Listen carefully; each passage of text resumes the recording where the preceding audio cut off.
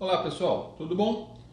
Eu sou o Dr. Brito, advogado criminalista, professor universitário, ok? josebrito.com.br. Esse é o nosso site. Entra lá, deixa lá seu e-mail, suas informações, seus comentários e nós vamos estar retornando para vocês. Também tem matéria interessante lá. Conversa criminal, novamente trazendo algumas informações, algumas reflexões, né, para a comunidade jurídica. Só assim as coisas vão evoluindo e é bastante interessante esse bate-papo aí. Pessoal, o que eu quero conversar com vocês é a respeito do Tribunal do Júri. Bom, o Tribunal do Júri, ele é um órgão competente que vai julgar os crimes dolosos contra a vida, ou seja, homicídio, tentativa de homicídio e alguns outros lá, ok? Pois bem, o que eu quero colocar alguns pontos aqui que são bastante interessantes é que esse órgão, esse tribunal, ele é composto por um juiz de direito, um juiz togado, concursado, e é composto pelo povo, sim, por 7 pessoas do povo, 7 cidadãos brasileiros, okay? Que vão ser sorteados, conforme já expliquei em alguns outros vídeos.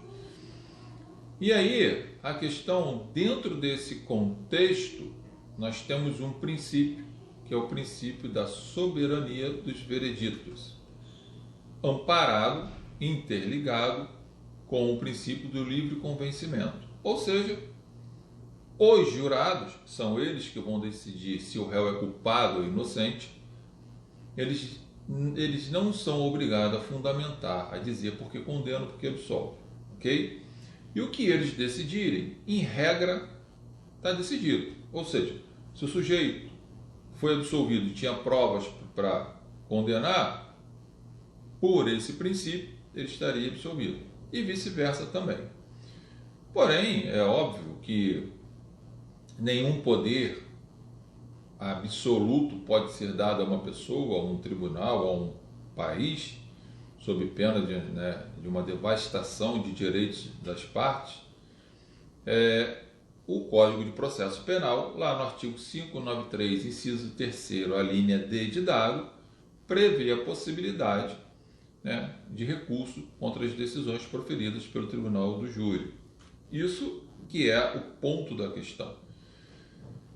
Bom, quando nós temos, por exemplo, a acusação, né, formalizando, né, o requerimento de condenação e a defesa requerendo, por exemplo, a absolvição e apresentando lá uma tese negativa de autoria, por exemplo, e se os jurados acatarem, né, a tese defensiva e tiver provas suficientes que, pelo menos, há uma dúvida se os jurados julgaram ou entenderam o que era do que estava sendo feito ali, nesses casos, caberia esse recurso, lá do 593, inciso 3º, a linha D de dado, não para o tribunal modificar a sentença ou a decisão dos jurados, em razão do princípio da soberania.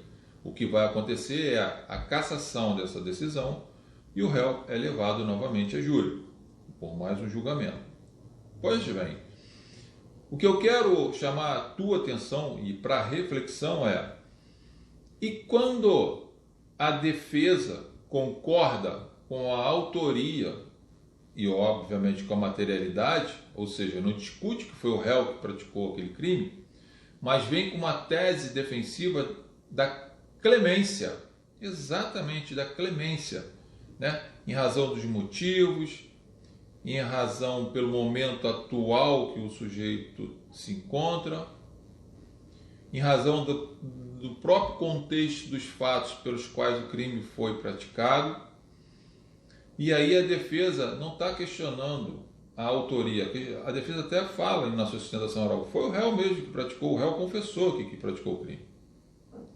Porém, em razão dos argumentos que eu lhes apresentei, e aí os argumentos vai trabalhar em cima da clemência, os jurados, pelo seu senso humanitário e até mesmo por senso de justiça, pode absolver o réu.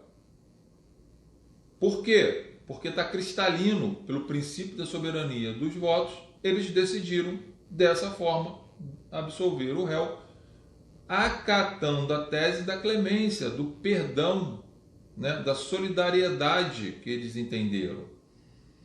Gente, isso me parece que é indiscutivelmente impossível, né, do tribunal dar provimento para anular esse julgamento, porque não há dúvida, os jurados entenderam a tese defensiva, os jurados acataram a tese defensiva, viram que foi o réu que praticou o crime, tanto que ele confessou, e a defesa, na sua sustentação, apresenta, né, a confissão dele e trabalha, né, nos argumentos jurídicos requerendo o benefício da clemência, e é ofertado pelos jurados.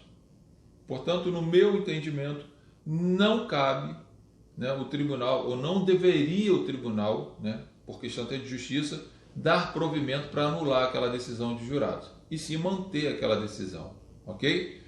Mas analisando a jurisprudência, eu fiz uma pesquisa na jurisprudência, e no STJ eu encontrei julgados que nesta situação de requerimento de clemência, tem julgados que determinou a anulação do julgamento com base na absolvição contrária às provas dos autos, e tem decisão que acataram esse argumento que eu estou comentando com vocês, de que uma vez ofertada a tese de clemência, e se a tese de clemência foi confirmado, né, foi confessado pelo réu que foi ele, ficou claro a autoria e materialidade. E os jurados, por questão de pena, solidariedade, justiça, humanidade, ofertou esse perdão para ele, ok? Então, nesse caso, eu chamo a atenção de vocês que não tem uma jurisprudência fechada, que se você estiver fazendo uma prova, você vai ter que passar por essas questões, e se for no caso concreto, nas razões recursais que você tiver que fazer, você fundamente isso, chame jurisprudências a seu favor, e se for fazer sustentação oral no tribunal, também possa discorrer sobre isso, tá? Inclusive deixando muito claro que não há confusão quando foi apresentada a tese, tanto no A que o réu confessou. O que foi acatado pelos jurados a tese defensiva. Então me parece que nesses casos não deveria o tribunal dar provimento para anular a sentença e levar o réu a júri novamente, ok?